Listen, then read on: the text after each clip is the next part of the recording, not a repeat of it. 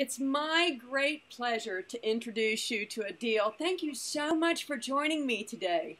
You're so welcome, Stephanie. I had such an amazing experience at your center, and I am moved and deeply impressed with what you're doing. Can you tell us a little bit about your center? Our center is in Bellevue, Washington, and our work is the work of Purna Yoga. This work is designed to embrace all aspects of yoga, and so we welcome people who are really interested in making serious changes in their lives to become more joyful.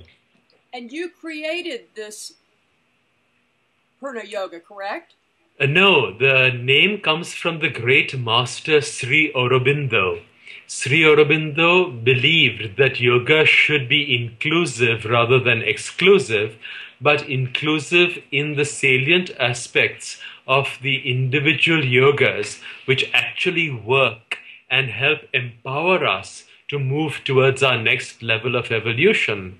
To that end, he called his yoga integral yoga, or the Sanskrit word Purna Yoga. Oh, that's fantastic. Thank you for clarifying that for me. You know, I'm so loving reading your book. It's my favorite yoga book that's in my library now. And one of the things that you say is true yoga is not about the shape of your body, but the shape of your life. Could you explain that? Yes, yoga, in its essence, means the coming together. The problems that we are facing today, the stresses, the pains, the suffering, is because we are separate from our spirit due to our own choices. So, when we actually practice yoga, it's about myself coming into union with myself, where my mind, my body, my emotions, my spirit come together into a unified whole. As that starts to happen, my life changes. I find more equanimity. I find more focus. I am able to be on my path of dharma, my own unique mission, which in the bigger picture helps humanity as a whole as well. So therefore, yoga has nothing to do about the shape of my body. That is only asana, which is a subset of a subset of a subset of yoga. True yoga is about the connection I have with my spirit and how I make that connection manifest in the material world around me.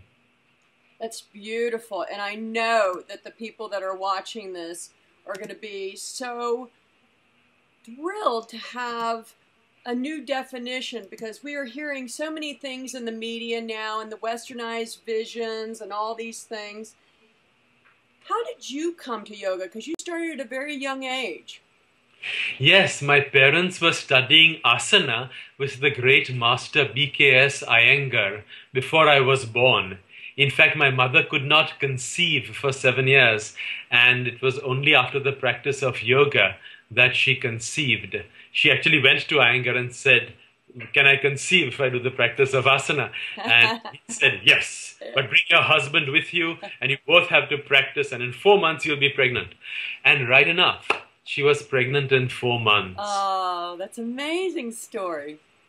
So you knew immediately as a small child, or just because it was a part of your family's household? It was only a part of my family's household, and my parents insisted that I start my practice as early as possible.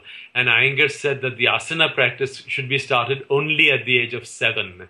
So at the age of 7, I started. But before that, when I was about 3 years old, I would go to a painting class, and Iyengar used to teach my parents the floor above.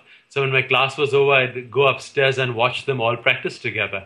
Those were the days when the classes were very small, and there were 6, 7 people whom Iyengar would come and teach. It was really delightful. Oh, that's amazing. And what I love is it truly is the essence of what I think people here are perhaps searching for, is that it really is yoga is life, instead of just yoga is a class that I go to, you know, a couple of days a week. Even I know people that practice daily haven't, they came to it later in life. So I think it's a great inspiration to see that it could be something that you've lived your whole life. That's wonderful.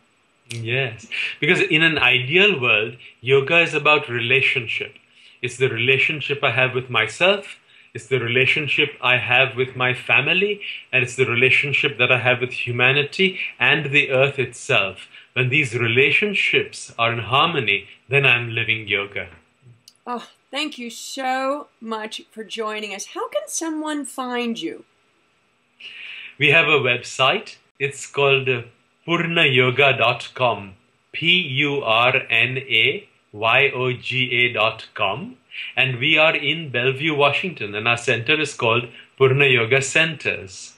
Our phone number is 425-746-7476. Thank you so much. It's been a great honor. Thank you, Stephanie. Namaste. Namaste.